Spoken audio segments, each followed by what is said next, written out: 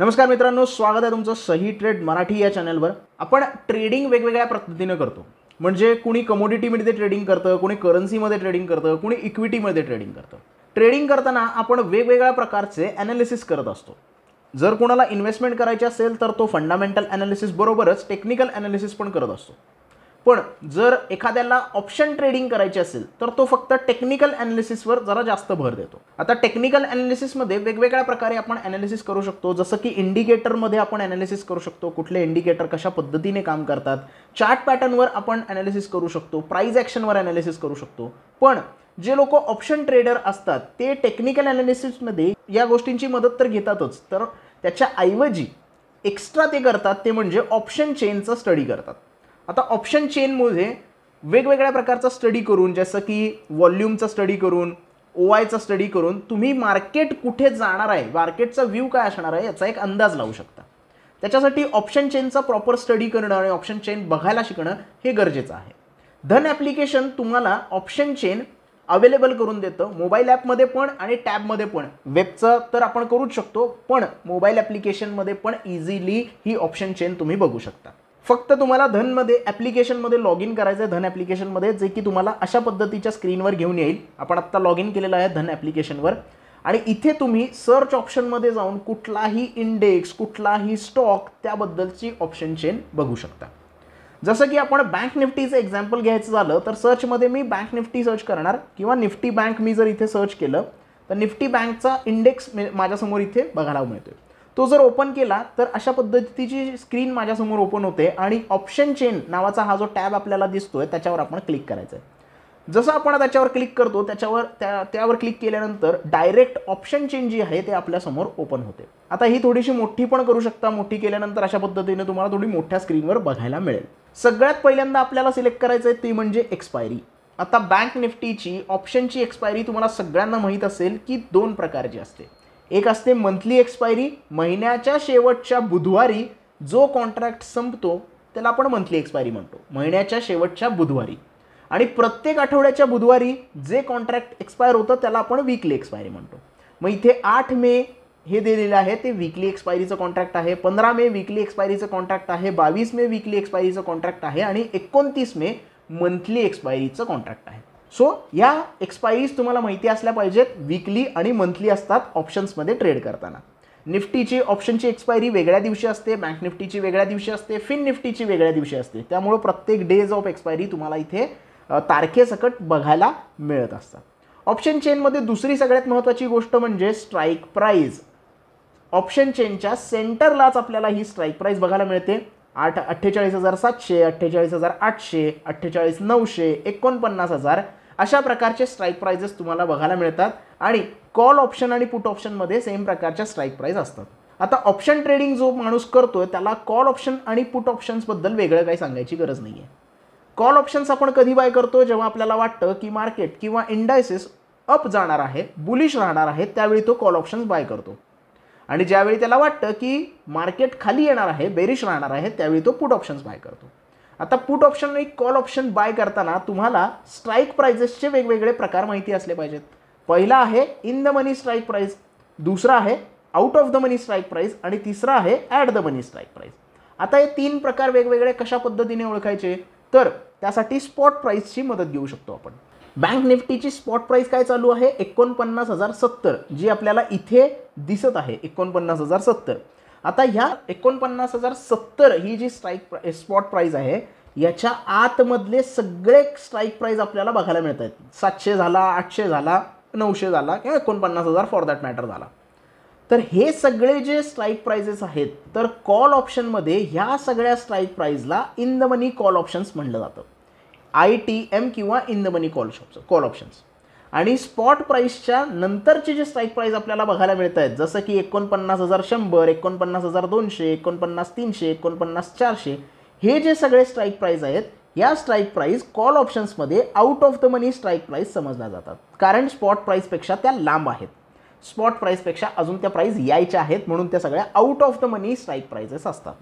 आणि ज्या already price निघून गेलेल्या आहेत आणि मार्केट त्याच्यावरती आहे त्या सगळ्या in the money strike prices असतात। पुट ऑप्शन्समध्ये मात्र ह्यापेक्षा वेगळं असतं। स्पॉट प्राईसच्या आतमधल्या ज्या स्ट्राईक प्राईस आपल्याला बघायला मिळत आहेत 48,700, 48,800, 48,900 ह्या सगळ्या स्ट्राईक प्राइजेस पुट ऑप्शनमध्ये out of the money put options म्हणले जातात. आणि स्पॉट प्राईसच्या नंतरच्या स्ट्राईक प्राइजेस ज्या आपल्याला बघायला मिळत आहेत 49,100, 49,200, 49,300 या स्पॉट प्राईसच्या स्ट्राईक प्राइजेस ज्या आहेत त्या पुट ऑप्शन्समध्ये in the money strike prices आपल्याला म्हणल्या जातात. या पद्धतीने आपल्याला इथे स्ट्राईक प्राइजेसचे प्रकार डिवाइड होतात. तिसरा प्रकार राहिला, लक्षात आहे माझ्या, 2 मिनटं सांगतो.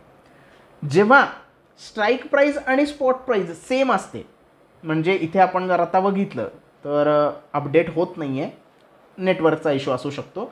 पण जर 49 हे बघा अपडेट झालेलं आहे, थोडं नेटवर्कचा इश्यू आहे त्यामुळे थोडंसं अपडेट व्हायला वेळ लागतोय, अदरवाईज व्यवस्थितपणे ऑप्शन चेन काम करत असते. 49,900 आणि 49,090 आणि 49,100 म्हणजे सेम आहे, ऑलमोस्ट सेम आहे. किंवा 49,100ची स्पॉट प्राइस आणि 49,100चीच स्ट्राईक प्राइस, जसं की आत्ता झालं इथे, अशा पद्धतीने जेव्हा येतं तेव्हा ते at the money strike price असू शकते. म्हणजे स्पॉट प्राइस पण सेम आहे आणि स्ट्राईक प्राइस पण सेम आहे, त्यावेळेला at the money strike price इथे आपल्याला बघायला मिळते.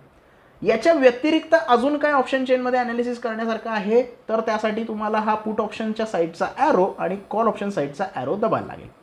ॲरो प्रेस केल्यानंतर तुम्हाला OI चेंज तर बघायला मिळतो, लास्ट ट्रेडिंग प्राइस तर बघायला मिळतेच, त्याचबरोबर कुठल्या स्ट्राईक प्राइसला किती व्हॉल्यूम आहे आणि इम्प्लाइड व्हॉलॅटिलिटी किती आहे हे देखील बघायला मिळते. याप्रमाणे तुम्ही त्या व्हॉल्यूमनुसार, त्या स्ट्राईक प्राइसच्या व्हॉल्यूमनुसार ॲनालिसिस करू शकता आणि बाय करायचा का सेल करायचा याचा डिसिजन घेऊ शकता.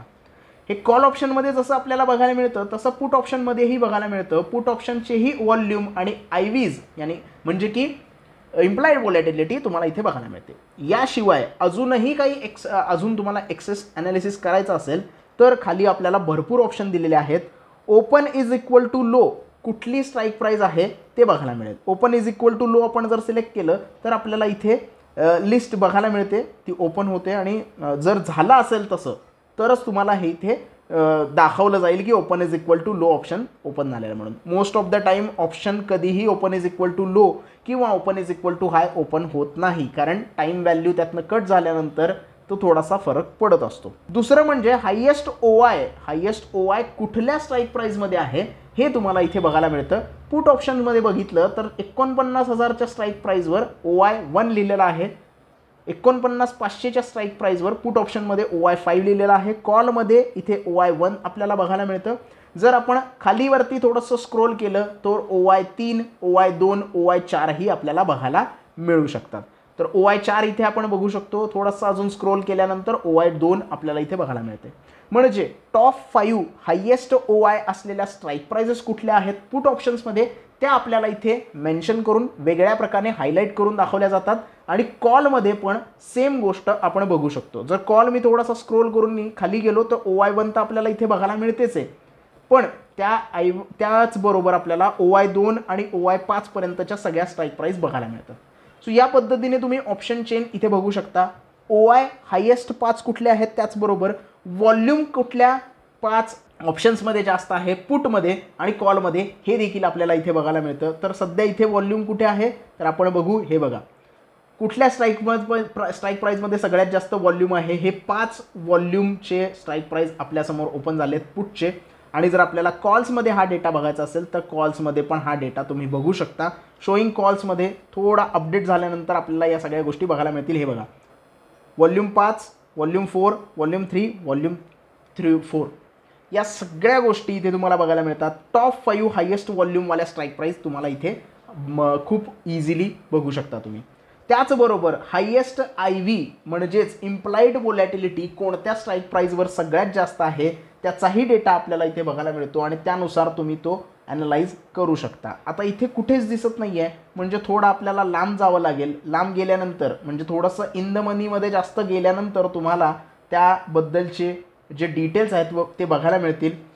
103 IV असलेली स्ट्राईक प्राइस कुठली आहे, 114 असलेली कुठली आहे, 130 असलेली कुठली आहे, प्रत्येकाला आपल्याला IV1, IV2, IV3, IV5 अशा पद्धतीने हायलाईट करून सांगितलेलं आहे की या पर्टिक्युलर स्ट्राईक प्राइसमध्ये IVs जे आहेत, इम्प्लाइड व्हॉलॅटिलिटी जी आहे ती सगळ्यात जास्त आहे. कॉलमध्ये पण हा डेटा तुम्ही बघू शकता आणि कॉलचा पण तुम्हाला सेम हायेस्ट IV चे टॉप 5 स्ट्राईक प्राइजेस कुठले आहेत तेही इथे बघायला मिळतील.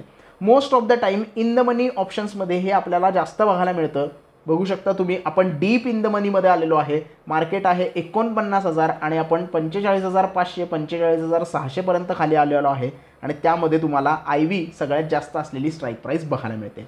अशा पद्धतीने तुम्ही ऑप्शन चेन ॲनालिसिस करू शकता. जर तुम्हाला एखादा पर्टिक्युलर ऑप्शन बाय करायचा असेल तर त्या स्ट्राईक प्राईसच्या कॉल ऑप्शन किंवा पुट ऑप्शनवर तुम्ही क्लिक करू शकता. जसं की मी इथे क्लिक केलं तर तुम्हाला डायरेक्ट बाय आणि सेलिंगच्या स्क्रीनवर घेऊन जातं आणि इथूनच डायरेक्टली तुम्ही तो ऑप्शन बाय देखील करू शकता किंवा सेल देखील करू शकता.